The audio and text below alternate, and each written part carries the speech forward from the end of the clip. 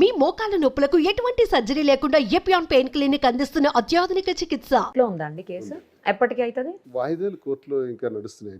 Divorce petition ఉంది నా మీద. గృహహింస కింద 2 కోర్టుల్లో వేసింది వాణి, అవి కూడా నడుస్తుంది.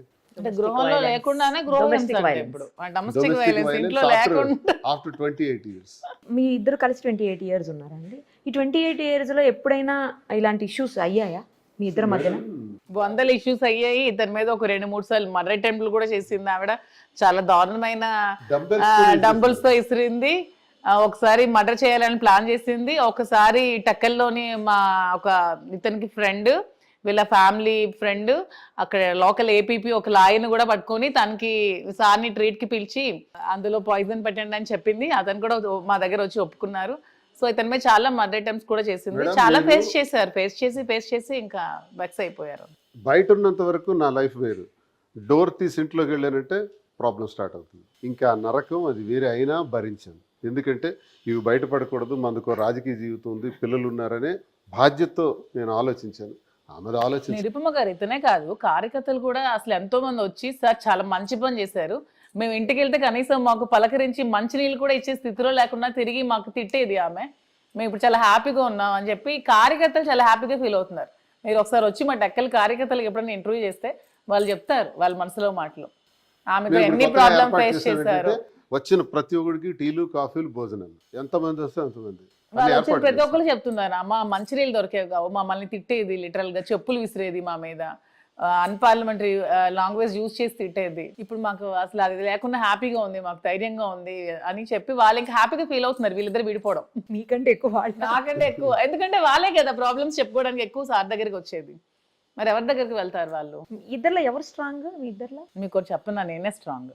అతను చూడడానికి అంత ఫిరోషియస్ గా ఉంటారు కానీ చాలా వీక్, అసలు మెంటల్ గా సాఫ్ట్ అనుకుంటా కదా. చాలా సెన్సిటివ్, చాలా సాఫ్ట్, అర్థమైపోతుంది చూస్తుంటే. చాలా అగ్రెసివ్. నేనే అగ్రెసివ్, నేనే స్ట్రాంగ్. తను మాటే స్ట్రాంగ్, తన మనసు చాలా వెన్న లాంటిది. ఎన్ని రోజుల పరిచయం ఇద్దరిది? 2022 నుంచి. 2-3 years ఏనా?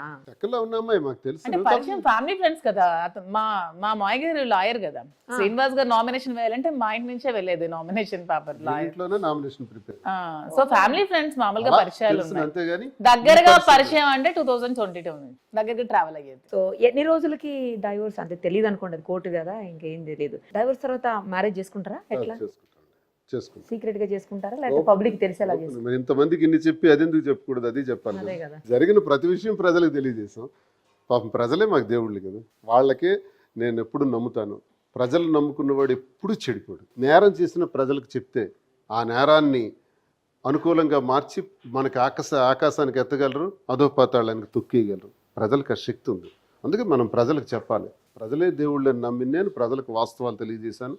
అన్నీ విన్నారు, అర్థం చేసుకున్నారని నేను ఇప్పుడు నమ్ముతున్నాను. కాబట్టి మేము బ్రతకగలుగుతున్నాం. లేకపోతే చాలా ప్రమాదంలో పడి ఉండేవాళ్ళు. ప్రజల సపోర్ట్ వల్లే మనం నిలబడగలుగుతాం. ఎలా చేసుకుంటారు మాధురి గారు? గ్రాండ్ మ్యారేజా లేకపోతే రిజిస్టర్ మ్యారేజ్? మా ఇద్దరికి మానసికంగా ఎప్పుడో పెళ్లి అయిపోయింది. పెళ్లి చేసుకుంటేనే కలిసి ఉంటారంటే ఏ పెళ్లి చేసుకున్న భార్యాభర్తలు కూడా విడిపోరు కదా. ఇన్ని డైవోర్స్లు ఎందుకు ఉంటాయి, ఇన్ని కోర్టులు ఎందుకు ఉంటాయి? హిందూ ధర్మం ప్రకారం పెళ్లి చేసుకున్న తర్వాత అసలు ఈ కోర్టులని డైవోర్స్ అనేది రాకూడదు. సో అవన్నీ లేదు. మా ఇద్దరికైతే మ్యారేజ్ ఎప్పుడో అయిపోయినట్టే. మా ఇద్దరికి పెళ్లి అయిపోయింది. ఇంకా గ్రాండ్ గా అలా ఏం లేదు. అందరూ మమ్మల్ని వైఫ్ అండ్ హస్బెండ్ గానే స్వీకరిస్తున్నారు. మేము వైఫ్ అండ్ హస్బెండ్ గానే ఉన్నాం. లీగల్ గా ఇవన్నీ ఉన్నాయి కాబట్టి ఇంకా మేము పబ్లిక్ గా ఇంకా పెళ్లి చేసుకున్నామని చెప్పుకోలేకపోతున్నాం. కానీ లేదంటే వీఆర్ మ్యారీడ్ అంతే. ఇంకా దేనికి మించి ఇంకా ఆన్సర్ ఏమీ లేదు. ఆయన చేసుకుంటా అని చెప్తారు, మీరు ఆల్రెడీ అయిపోయిందని చెప్తున్నారు. అంతే, లీగల్ గా చెప్తున్నాను నేను. లీగల్ గా అయిందా అవలేదా అది చెప్పండి. అదే అది సస్పెన్స్ లో ఉంచేస్తున్నాను అంతే.